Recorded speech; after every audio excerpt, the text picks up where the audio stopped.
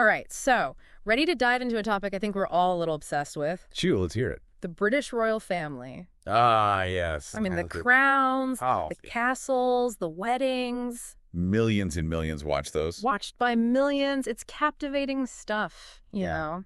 And we've got some excerpts from The Royal Family by Cherry Gilchrist A great resource. to kind of guide us along the way. 1,000 years of history, all condensed into one family. It's really something. It is, and that's what's so fascinating to me. It's not just celebrity gossip, right? We're talking about power, tradition, public image, how all of that's evolved over centuries. It really is a window into how the world has changed. So where do we even begin with a story this massive? Well, I think a good place to start, a powerful place to start, might be with Princess Diana's funeral in 1997. Oh, okay. Yeah. Now, that's a powerful starting point. I remember watching it on TV, the crowds, the flowers. It felt like the whole world was grieving with her. It really was a global event.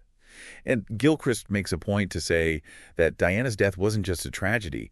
It really sparked a conversation about the monarchy's place in the modern world. Because she was so different, right? Yes, exactly. Fancy. People's princess. Exactly.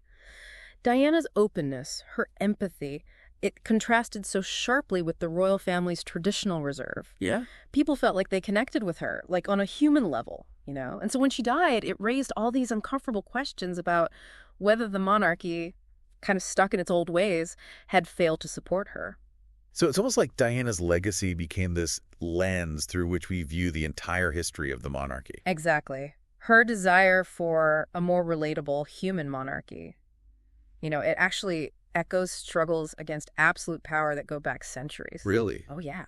Like, think about when King John was forced to sign the Magna Carta in 1215. Oh, right. It limited his authority and set a precedent for, well, you know, a less powerful monarchy. So this idea that even a king's power should be limited. It's not new. It's not new. That's been brewing for a long time. Hundreds of years. Wow.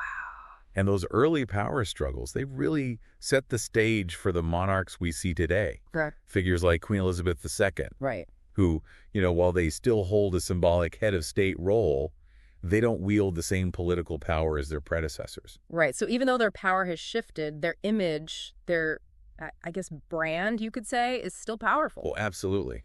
Their image has evolved over time, too. How so? Well, during Queen Victoria's reign, there was this whole image of the idealized, perfect royal family that emerged. I see. They were held up as like a model for the nation. They were supposed to reflect all these Victorian values, morality, tradition. So this ties directly into the public's expectations Oh, for sure. of the monarchs. People wanted a monarchy that was both aspirational and relatable to some degree. Well, I guess makes sense. Right. And that desire for a relatable monarchy, one that kind of reflects the values of, well, it continues to this day. Just think about the fascination with royal weddings or Elizabeth II's televised coronation in 1953. Yeah. Millions saw it as like this glimpse into a fairy tale world. It's so interesting how, I don't know, we as humans, we crave that magic. We do. You know, that escape into a seemingly perfect world. Especially when And especially as the real world becomes increasingly complicated. Exactly. Oh, and speaking of Elizabeth, her journey to the throne, it's full of unexpected twists and turns. Oh, like what?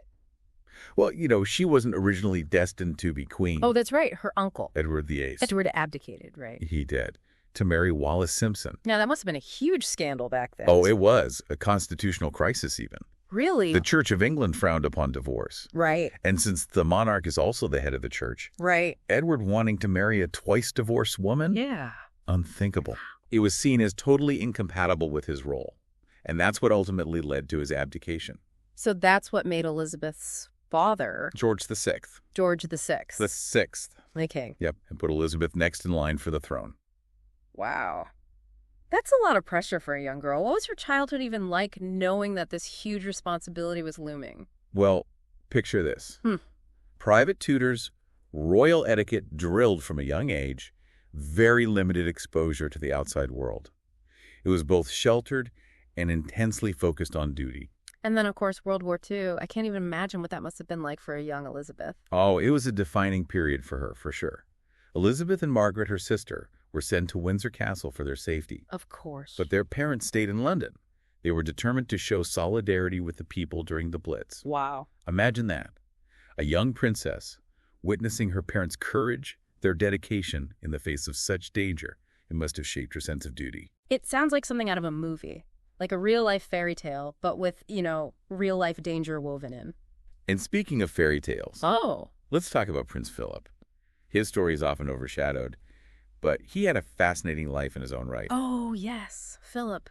He always seemed like the quiet one, standing behind the queen. He did, didn't he? But his life was anything but ordinary. Right. I mean, think about it. A childhood marked by upheaval, becoming a decorated war hero, then having to adjust to the, let's face it, the very unique challenges of being the queen's consort. Always one step behind. Yeah, that can't be easy. Giving up your own ambitions to support your spouse. Especially when your spouse is the queen. Exactly. Definitely wasn't a traditional path. But Gilchrist actually describes their early marriage as a period of, well, relative normalcy. Yeah. Raising Charles and Anne. Yeah. Trying to balance royal duties with creating a loving home, It's something a lot of families can relate to. Yes, it is finding that balance between work and family. I think we all grapple with that. Though I suppose it's a little different when your work is, well, being the monarch. Just a tad. Yeah. But those early years of marriage, before the really intense scrutiny of the later decades, they give us a glimpse into like a more personal, relatable side of Elizabeth and Philip. So we've got Elizabeth on the throne, family life is underway, but then the 1960s hit and the world starts changing rapidly. Right. How did the monarchy handle that? Oh, that's where things get really interesting. Yeah. The 60s brought this huge wave of social and cultural change that challenged the monarchy's relevance. Suddenly, the old ways seemed out of touch with this new dynamic world. And how did Elizabeth respond? Did she cling to tradition or did she try to adapt? She tried to modernize, Okay. cautiously. She allowed cameras into their private lives for this, groundbreaking documentary in 1969. It was huge at the time, Yeah. offering this, glimpse into their family life. But it also opened the door for, well, more scrutiny, of course. Right. So it's like trying to appease this growing desire for connection Yes. with the royals, but also protecting their privacy. It was a tricky balance. Yeah, a very tricky balance. Exactly. And that tension, between maintaining tradition and adapting to modernity, it became a constant challenge for Elizabeth. I bet. It wasn't just about changing with the times. It was about navigating the very, essence of the monarchy in a world that was rapidly changing. Do you think this increased scrutiny played a role in the, very public marital troubles that the royals faced later on? It's definitely a factor, for sure. Yeah. Particularly with Diana. Her struggles played out on a global stage. Yeah. The pressures of royal life, the constant media attention, the difficulties within the family. Yeah. It all contributed to, this very public unraveling. Gilchrist mentions that both Prince Andrew and Princess Anne also went through divorces. In the 90s, do you think that was just a sign of the times, or was there something more specific to the royal family going on? Probably a combination of both, to be honest. Okay. Societal views on divorce were shifting, but the royals, despite their attempts to modernize, they were still bound by very, traditional expectations. Right. And that clash, between personal desires and royal duty, it created so much internal friction. It's like the fairy tale image of the perfect royal family. Couldn't hold up. Couldn't hold up against the realities of modern life. Right. And Diana's death in 97, that really brought all that tension to a head. Yeah. The outpouring of grief wasn't just for a princess. It was for this woman who represented a more modern, relatable approach to royalty. Right. One that really clashed with the traditional constraints of the institution. So amidst all this personal turmoil and these changing public expectations, what was the queen doing? How was she managing her actual duties? What does a typical day for the monarch even look like? So, picture this. Yeah. Okay. It starts early with the queen reviewing government pagers, handling correspondence. Oh, wow. Hundreds of letters arrive at the palace every single day. Wow, that's a lot of letters. Then it's just this constant stream of meetings. Yeah. With, dignitaries, church officials, charity representatives. Oh, my goodness. There's a lot. That sounds exhausting, and all while, maintaining that impeccable royal composure. Right. And then, of course, there are the public engagements. Right. Opening hospitals, attending ceremonies, visiting schools. Keep him busy. It's a relentless schedule. And the weekly meeting with the prime minister. Ah, yes, yes.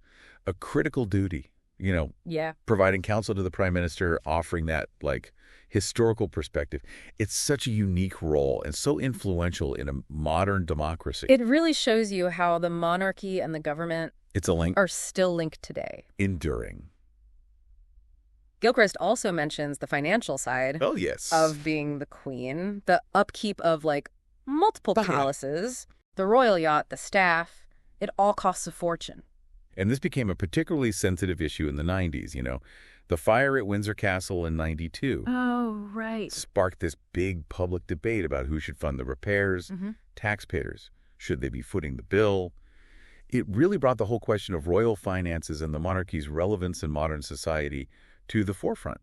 So how did the queen respond to this criticism? Did she just ignore it, or did she try to do something? She made some big changes, actually, Yeah. showing, a willingness to adapt and acknowledge the public's perspective. Like what? She agreed to pay taxes for the first time, Wow. opened Buckingham Palace to the public to generate revenue for the Windsor repairs, and even decommissioned the royal yacht, the Britannia, to cut costs. That's quite a shift. It is. For someone who, represents tradition, it shows a real pragmatism that maybe wasn't there before. Do you think Diana's legacy, her push for a more relatable monarchy, had an impact even on the queen? That's an interesting thought. Maybe even without realizing it, the Queen was adapting to these changing expectations that, Diana's life and death had brought to light. Yeah. It's possible. So as the 20th century drew to a close, the monarchy was at a crossroads. You had this intensified public scrutiny. The marital troubles had tarnished their image, and the queen was making changes to appease a, increasingly skeptical public. What does this mean for the future of the monarchy? That's the million-dollar question, isn't it? The Queen is this symbol of stability, of continuity. Right. But the world is changing so fast. And as she ages, everyone's wondering what's next. What about William and Harry? Ah, yes. Diana's sons. Diana's sons. They're in such a unique position, carrying all that weight of their family's history, but also shaped by their mother's legacy and this modern world they grew up in. It really is fascinating. They embody both tradition and change, Raised with royal protocol, but also with Diana's empathy and desire to engage with the world beyond the palace walls. Gilchrist describes William as shy, kind of reminiscent of his mother in a lot of ways, while Harry is more outgoing, maybe even a bit rebellious. That sounds about right. And they've both experienced such tragedy, losing their mother so young. Yeah. But despite that, they've shown resilience, a commitment to duty, Right. and a willingness to speak out on issues they care about. Yeah. Like William's work with mental health charities, Harry's advocacy for veterans. Like they're Echoes Diana. echoing Diana's focus on, Connecting with people. connecting with people on a human level. Exactly. It seems like they're carving their own paths, honoring tradition while also embracing their own values and experiences. But how will those paths shape the future of the monarchy? Can they hold on to that magic while also adapting to a world that's, well, kind of increasingly cynical about inherited privilege?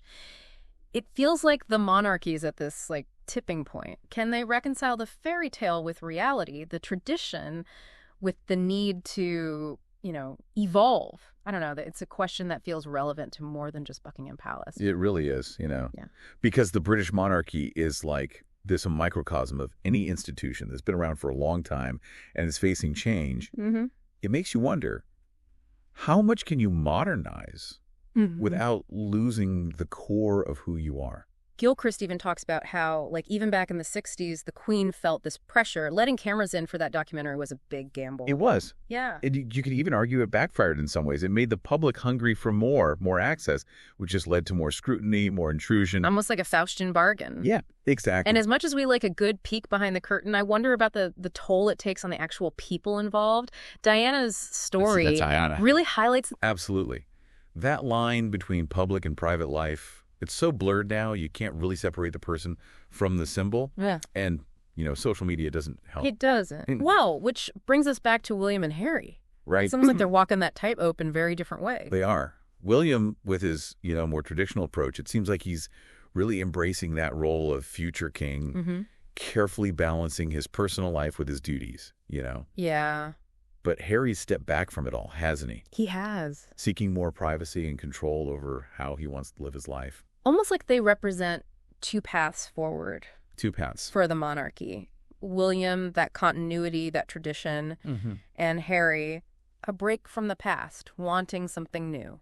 It's so interesting to think about how their choices might influence the future. Right. Will William's approach, satisfy those who crave stability? Right. And will Harry's departure actually lead to a more modern, less formal monarchy? Who knows? I think a lot depends on if the monarchy can hold on to that, like magic that Gilchrist mentions, that allure, the symbolism, the connection to history. Can that survive in a world that's questioning, well, hierarchies and inherited privilege? That is the question, isn't it? Can this institution, built on tradition and hierarchy, really find its place in a world that's increasingly focused on equality and transparency? Will the magic of the monarchy really endure? Or is it going to fade away and be replaced by something new? It's a question that's bigger than just one family or one country. It is. It's about history, about power, what we value as a society. And that, I think, is the real takeaway from all of this. The story of the British monarchy isn't just about the kings and queens or the crowns and the castles. It's about us, Yeah. our values, how our relationship with power and tradition is changing. This deep dive has given me a lot to think about, I'll tell you. I mean, I've always found the royals, interesting. But exploring their history, their struggles, how they've tried to adapt, it gives me a whole new perspective for sure. That's what digging deeper is all about, isn't it? It's not about getting the easy answers. It's about asking the right questions, really understanding the complexities, and, engaging with history in a meaningful way. Well, for our listeners, if you're as fascinated by the royals as we are, I really recommend checking out The Royal Family by Cherry Gilchrist. It's a fantastic resource, really helps you understand this whole intricate history of this fascinating institution.